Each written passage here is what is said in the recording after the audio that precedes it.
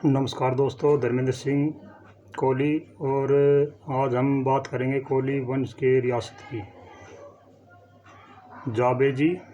जाबजी बोमले। जाबजी बोमले मराठा साम्राज्य में रजू के मनसबदार थे। एक 60 गांव के जागीरदार थे। जाबजी बोमले के पिता का नाम हीराजी बोमले था। वो कोली जाति से थे और कोली जाति के मुखिया भी थे। उनका परिवार बहमनी सल्तनत के समय से ही जागीरदार रहा है। हीराजी बोमले की मृत्यु के पश्चात जाबजी बोमले ने अपने पिता की जगह ली।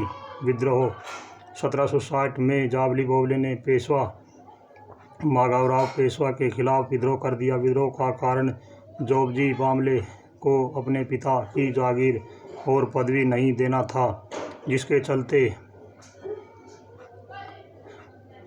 जाबजी बोमले ने वर्तमान पेशवा के खिलाफ हथियार उठा लिए और अहमदनगर की शांति भंग कर दी।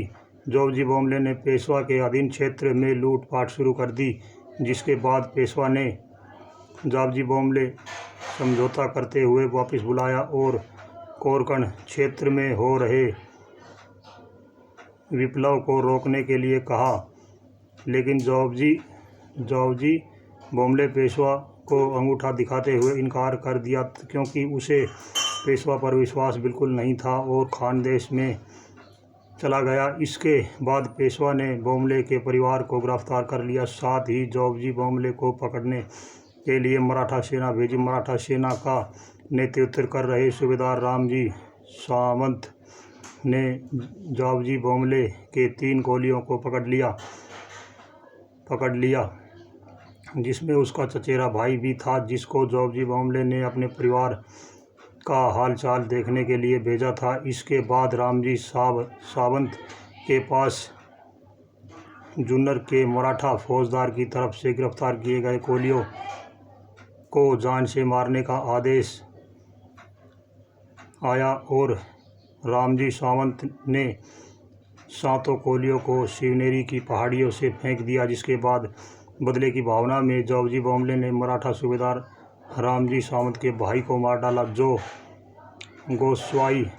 गोसावी की पहाड़ियों में रहता था। इसके बाद रामजी सावंत ने पेशवा से और मराठा सेना मांगी और जाबजी बोमले को तलाश करने लगा, जबकि सेना बल के बावजूद रामजी सावंत जाबजी को नहीं पकड़ सका एवं जाबजी बोमले के हाथों मारा गया। साथ ही सावंत का एक बेटा भी मारा गया और यह पेशवा को बड़ा झटका लगा। इसके बाद पेशवा ने सावंत के बड़े बेटे को सूबेदार बना दिया, लेकिन इस भी जाबजी बोमले के हाथों जुन्नर में मारा गया। इसके बाद मराठा सरकार ने कोली जाबजी बोमले को डकैत घोषित कर दिया, किलों पर कब्जा कर लिया। जाबजी बोमले ने कोली विद्रोह जारी रखा है। डकैत घोषित करने के बाद रघुनाथ राव के साथ मिल गया। जाबजी बोमले ने कोली विद्रोहियों के साथ 1770 में पेशवा के पुणे जिले का लोहागढ़ थाने, जीत जिले के भैरोडगढ़ किला, सिद्धगढ़ किला, कोटाहा जिले के कई अन्य किलों पर कब्जा कर लिया। इतना ही नहीं, नासिक का आंगल किला और अहमदनगर में रतनगढ़ और मदनगढ़ किलों को भी पेशवा से छीन लिया। इसके बाद मराठा साम्राज्य में उच्च पद मंत्री नाना फडणवीस ने सूबेदार दाऊजी कोकाटे को जाबजी बोमले को मारने के लिए भेजा, लेकिन बोमले ने कोकाटे को भी मार डाला। लेकिन जाबजी बोमले ने इंदौर रियासत के महाराजा एवं मराठा साम्राज्य के सूबेदार महाराजा तुकोजीराव होलकर के कहने पर विद्रोह समाप्त कर दिया और छीने हुए किले भी मराठा साम्राज्य में वापस कर दिए। सूबेदार किले वापसी करने के बाद में नायक जाबजीराव बोमले को मराठा साम्राज्य से राजूर का सूबेदार बना दिया गया और बोमले के पिता की भूमि संपत्ति जागीर वापस लौटा दी गई। साथ ही देशमुख की उपाधि के साथ 60 गांव में किसी भी व्यक्ति को जान से मारने की ताकत दी। गई। सूबेदारी की मृत्यु। सूबेदार बनने के पश्चात जॉर्जी बॉम्बे ने मराठा साम्राज्य में चल रहे कई विद्रोह को दफन कर दिया।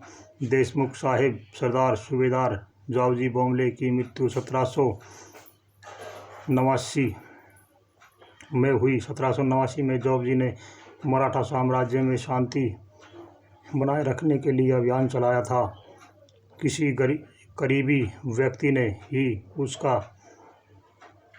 उसको घायल कर दिया, जिसके चलते उनकी मृत्यु हो गई। उनकी मृत्यु के पश्चात उनके बेटे नायक हीराजी सिंह बॉम्बे ने उसकी पदवी संभाली। तो भाइयों, ये था जॉर्जी बॉम्बे कोली का इतिहास। और समाज से अनुरोध करता हूँ कि भाई, कोली रियासतों के बारे में जानने के लिए हमारे चैनल को सब्सक्राइब करें, व लाइक करें, शेयर करें। अगर हमारा इतिहास अच्छा लगा हो तो कृपया हमारे चैनल को सब्सक्राइब व लाइक ज़रूर करें। जय कोली समाज, जय भारत।